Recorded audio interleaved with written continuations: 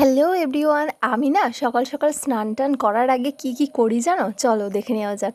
এই যে এটা দেখছো, এটা অজওয়ানের নিম ফেস প্যাক, ফেস ওয়াশও বলতে পারো। সেভাবে আমার স্কিন কেয়ার করা হয় না, তার জন্য আমি এই ফেস প্যাকটা ইউজ করি। প্রায় মাঝে মাঝে সপ্তাহে একবার এই ফেস প্যাকটা ইউজ করি, আর নিমের একটা ফেস ওয়াশ ইউজ করি।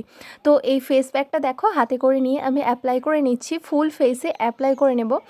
গলাতেও দেওয়া যেতে পারে। তো আমি এটাকে ফুল ফেসে ভালোভাবে অ্যাপ্লাই করে নিচ্ছি। এটার কিন্তু অনেক গুণ রয়েছে। মুখে যে পিম্পলগুলো পড়ে সেগুলো খুব ভালোভাবে দূর হয়ে যায়। আর এটা তো আমি বিয়ের আগে থেকেই ব্যবহার করি জানো।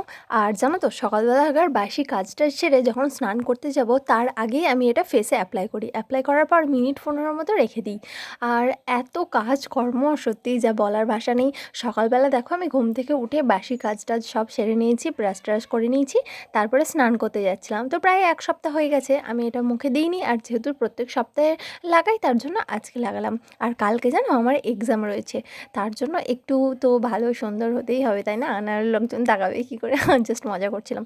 তো যাই হোক, এদিকে দেখো ফেস প্যাকটা অ্যাপ্লাই করে নিচ্ছি। খুব সুন্দরভাবে অ্যাপ্লাই করে নিতে হবে, একটু গাঢ় গাঢ় করেই দিতে হবে, একদম পাতলা হলে কিন্তু আবার হবে না। দেখো আমার পুরো ফেস প্যাকটা অ্যাপ্লাই করা হয়ে গেছে। এবার তারপরে 15 মিনিট রাখার পরে আমি এটাকে সুন্দরভাবে ধুয়ে নিচ্ছি। আর জানো তো, এটা দিলে আমার মুখটা না অনেক নরম নরম থাকে। তোমাদের দাদা বলে এটা মুখে লাগানোর পরেই আমার মুখটা যেন বেশ আরও বেশি নরম হয়ে যায়। তো জানি না, আমি তো বুঝতে পারি না, কিন্তু ও বোঝে।